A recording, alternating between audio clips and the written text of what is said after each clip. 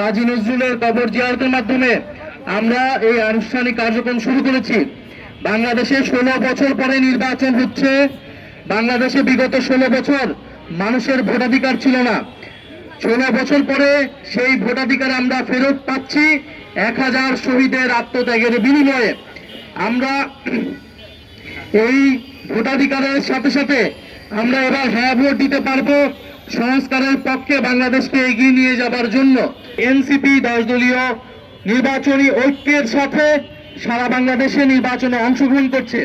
সারা বাংলাদেশে আমাদের 30 জন প্রার্থী নির্বাচনে অংশগ্রহণ করছে। শাপলা কলি প্রতীকে আমরা সারা দেশের মানুষের কাছে উদাত্ত আহ্বান জানাচ্ছি শাপলা কলি মার্কাকে ভোট দিয়ে জয়যুক্ত করার জন্য।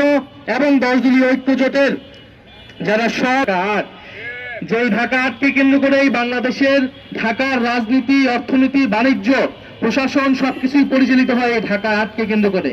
এই ঢাকা আটে 10 দলীয় ঐক্যের এবং এনসিপির মনোনীত প্রার্থী হচ্ছেন জনাব নাসিরউদ্দিন পাটোয়ারি। এই ঢাকা আটের বিভিন্ন আনাচে কানাচে যে মাফিয়া গোষ্ঠী কাজ করে, যে চাঁদাবাজ সন্ত্রাস গোষ্ঠী কাজ করে, তাদেরকে নির্মূল করাই নাসিরউদ্দিন পাটোয়ারির প্রধানতম এজেন্ডা। দ্বিতীয়ত, শরীফ ওসমান হাদি ভাইয়ের হত্যাকাণ্ড এই ঢাকা আটে হয়েছেন। তিনি এই ঢাকা আটে স্বতন্ত্রভাবে লড়াই করেছিলেন, কোনো দল ছাড়া, কোনো কর্মী ছাড়া। উনি আজাদির পক্ষে, ইনসাফের পক্ষে একাই সাহস করে দাঁড়িয়ে গিয়েছিলেন। নাসিরউদ্দিন পাটোয়ারির অন্যতম এজেন্ডা। আমরা এই এজেন্ডাগুলো নিয়ে এবারে নির্বাচনে অংশগ্রহণ করছি। আপনারা আমাদের জন্য দোয়া রাখবেন।